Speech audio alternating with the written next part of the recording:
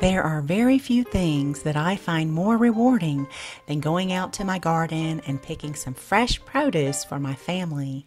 As most of us know, when you pick something right out of your garden, it has its highest nutritional value at that time versus going to the store and maybe buying something that has been picked a week prior, maybe even shipped across the country. So this video is mainly for women who are pregnant and they're out there in the garden trying to grow the freshest, most nutritious food for their unborn child, or it's also for young women who are of childbearing age.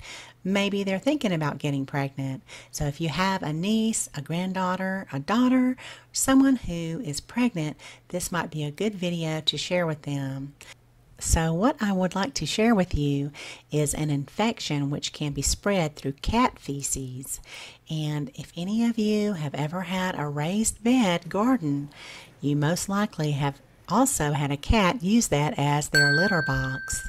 Now, toxoplasmosis is what this is called, and it can cause a lot of harm to an unborn child. This is just some information that I got off the CDC website.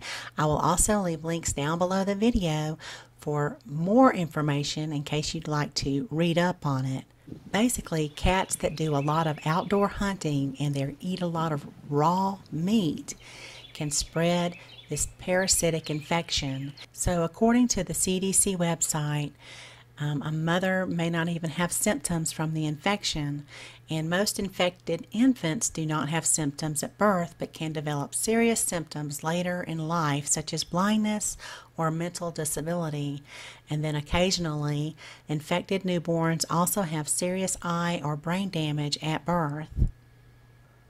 And the way most people become exposed to this is by unintentionally touching their mouth after gardening without gloves. Also, eating vegetables right out of the garden that have come into contact with contaminated soil. So obviously, try to wear gloves if you're working in your garden in a raised bed, and also make sure to always wash your vegetables. So this is information I'm just reading right off the CDC website.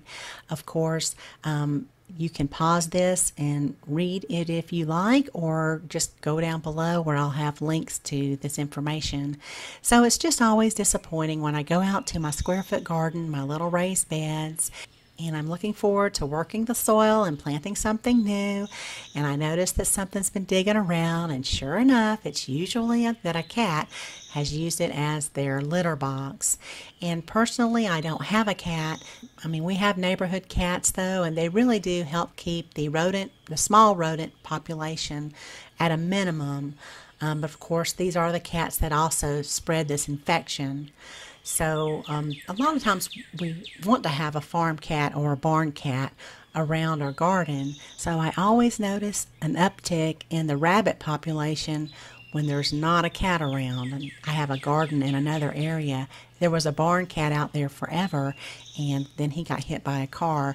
And then we had rabbits everywhere. So just know cats are not bad to have around your garden, but like I said, you do have to have a few precautions.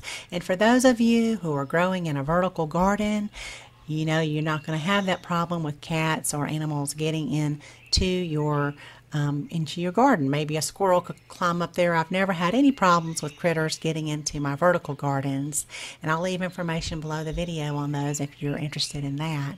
So there you go. I thank you so much for watching, and y'all have a beautiful day.